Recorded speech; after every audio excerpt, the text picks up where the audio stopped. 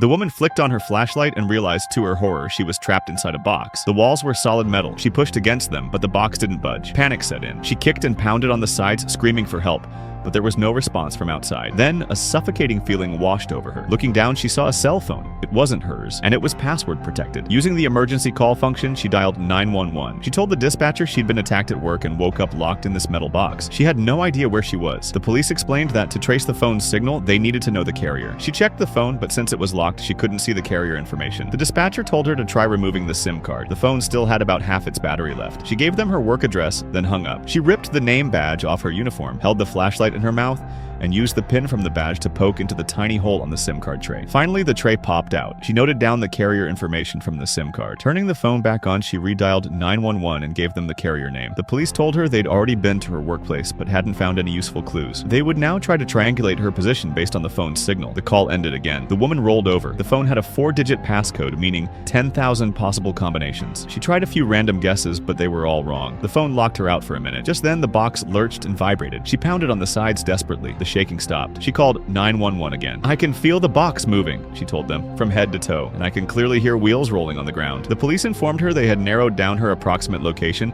and were conducting a search within a 500-meter radius. To conserve her phone's battery, they advised her to stop talking unless absolutely necessary. Suddenly, a deafening noise reverberated through the box, so loud it made her head throb. She grabbed the phone and called the police again. "I hear a pipe organ," she gasped. A really loud one. The sound soon faded. Her phone rang. It was the police. They said that based on her phone's signal, there was indeed a church near her last known location. It was very possible she was trapped somewhere inside. They were deploying a search team immediately. A flicker of hope ignited within her. She imagined the police breaking down doors, finding her any second. She waited for 20 minutes. The hope began to curdle into anxiety. She called the police back asking for an update. The dispatcher's voice was grim. They had searched the entire church top to bottom, but found no sign of a pipe organ and no trace of her.